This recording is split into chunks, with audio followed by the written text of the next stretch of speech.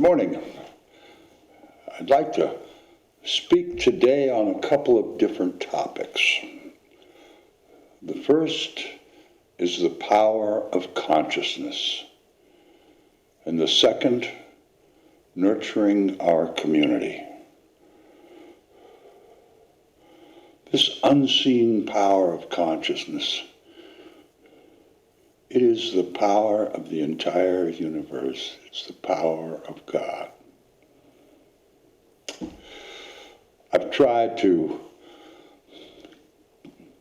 express a very simplistic definition of consciousness, and you've heard me say it before. But consciousness, I believe, is the unseen power, energy, or force that controls our thought, our speech, and our action at any given moment in time.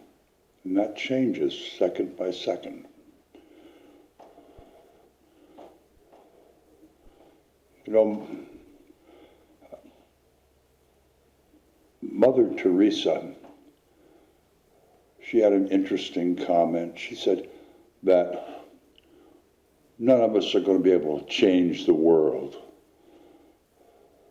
But what is amazing is that even if we throw the smallest pebble into the sea, it creates ripples that go on for almost infinity. What we say, what we think, what we do, it has effect beyond our perception, beyond our ability to be aware of.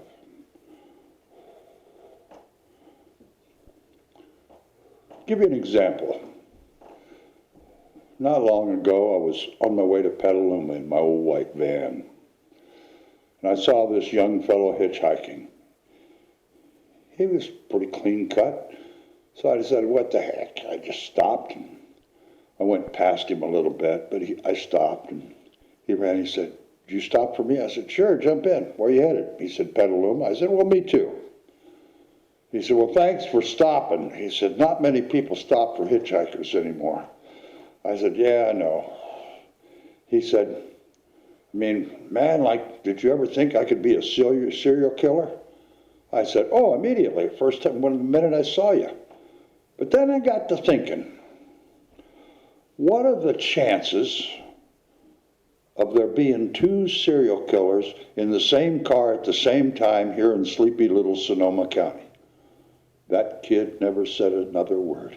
He just looked straight out the window. Didn't even say thanks when he got out when I dropped him off at the edge of Petaluma.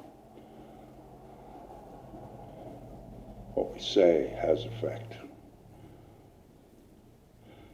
I heard from a friend of mine the other day a story about one of our county supervisors. And I don't know what this lady's politics are. I haven't followed her, I haven't heard much about her. But what I did hear, I asked Leslie if she could set up a meeting with her, because I'd like to talk to her about being a speaker here at Church of the Oaks. It seems as though the county supervisors were meeting in a town hall meeting, public meeting, to discuss the feasibility of okaying a development plan for affordable and low-income housing in Santa Rosa. And she listened to I'll call it the business community, talk about how this would just not be a wise decision. We need to keep the economy up and strong in Santa Rosa. And they all made their arguments about how we don't want that kind of citizenry, that kind of economic input into our community. And this woman had the courage to stand up and say, this robust economy you speak about, what that amounts to is profit in your pockets. And it demonstrates your total lack of soul, your total lack of empathy, your misunderstanding of what a healthy economy is. Profit in your pockets means that 1/3 to 1/2 of our lower income people have more of the air sucked out of their life. She went on, I don't know, I wasn't there, but from the report that I got from my friend, I really hope to have a meeting with her and talk with her. And that kind of courage to talk about the good of the whole, that kind of consciousness. I don't know the outcome of that meeting. I don't know if it's been decided upon yet or not. But that's what I think would be a great example for all of us, is to demonstrate the courage to display our consciousness. Because it's not so much what we do, the word we say, it's the consciousness, the power of the universe, the power of spirit that fuels that inspires what we think, what we say, what we do. That's the power that makes the difference in the world. That's what changes us from a society of domination and violence to a society that is nurturing and caring. I think this is a perfect place to remind us all of, I think, my favorite quote. It's a quote about consciousness, but it doesn't use the word.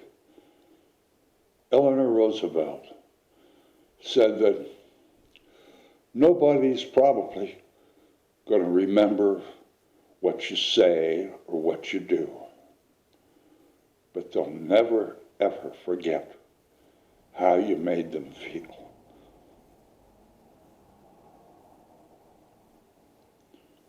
How do we make the person feel in line with us at the grocery store?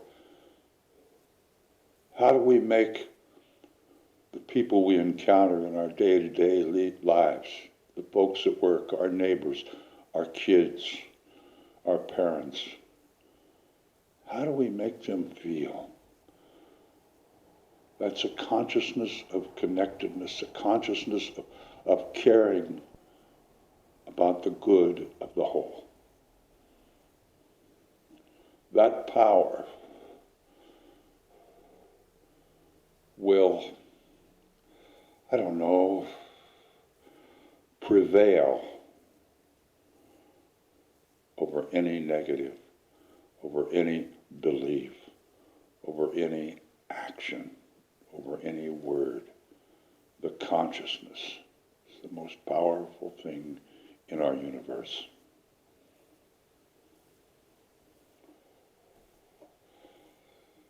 Now I'd like to talk about nurturing our community.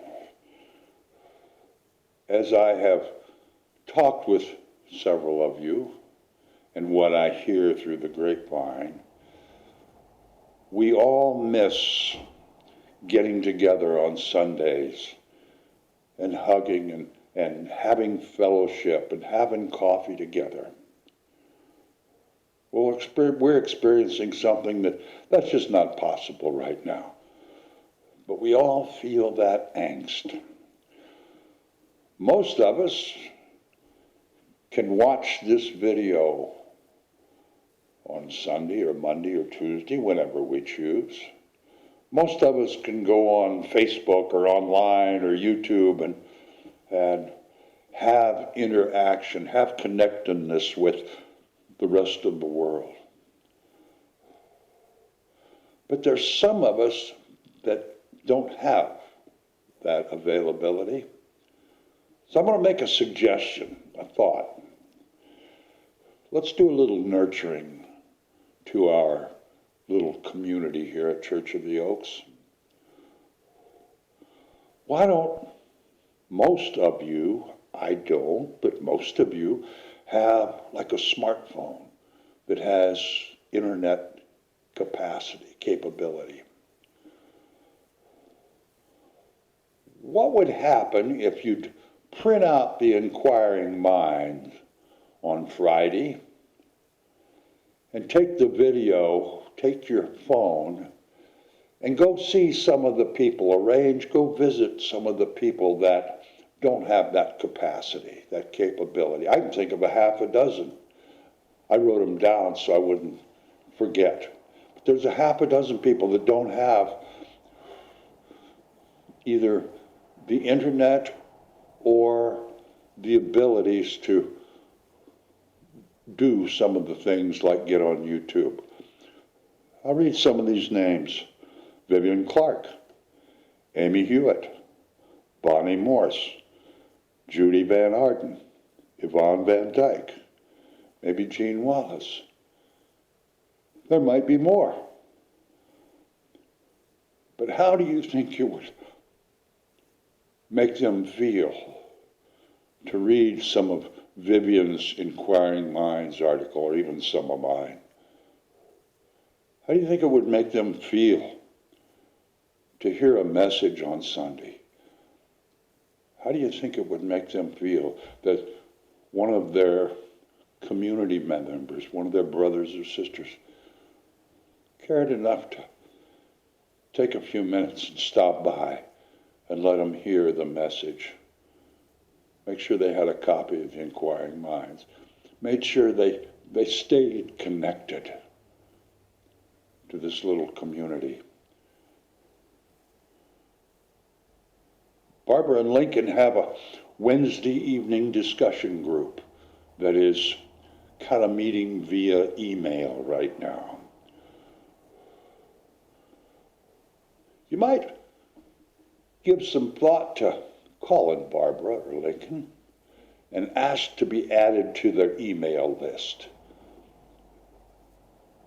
Lately, they've been coming up with great questions, great statements and questions to think about, to discuss, to ponder. Maybe you could get on that email and print those out as well. And then have some discussion. Maybe email back to all and start a little dialogue. There again, a little nurturing, a little staying connected. If you remember, back at our annual meeting, I announced that Natalie Dole had plans of starting a class, or offering a course, or whatever. We didn't have it all hammered out by then, at that time. But she went to work on it, and she decided to begin in May.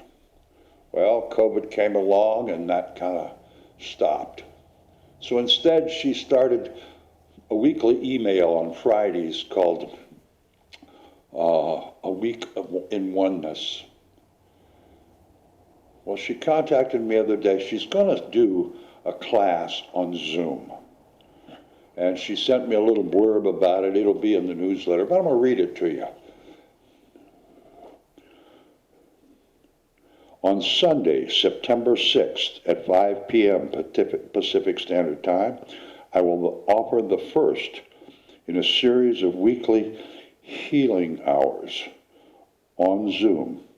Join me to receive messages and healing energy in the form of guided meditations, angel card readings, and transmissions of healing energy.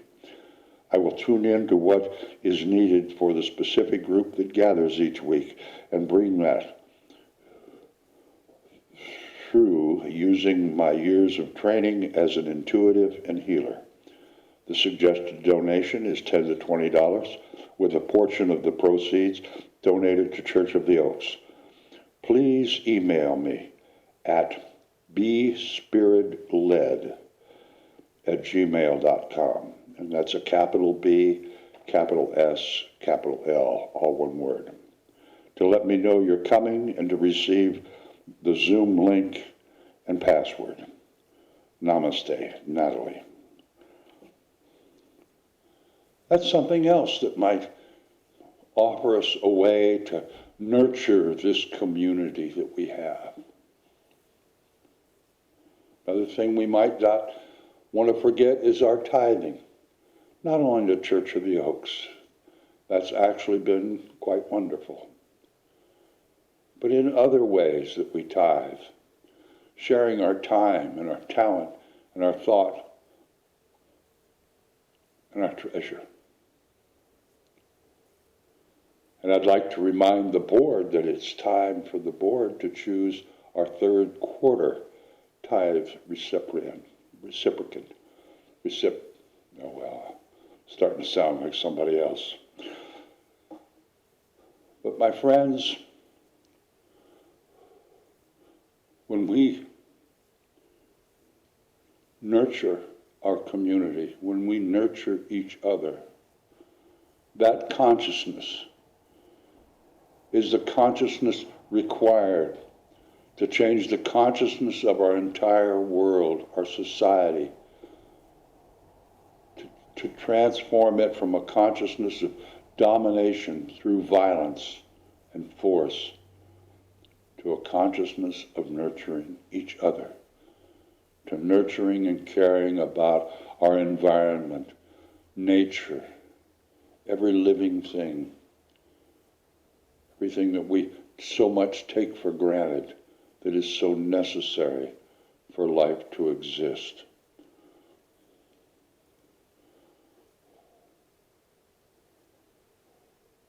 The power of consciousness. There is no greater power.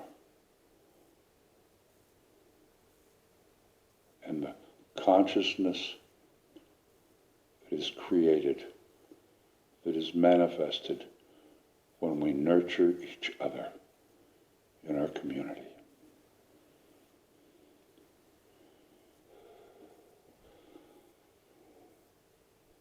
You know, I've thought about it a great deal, and I am pretty sure the odds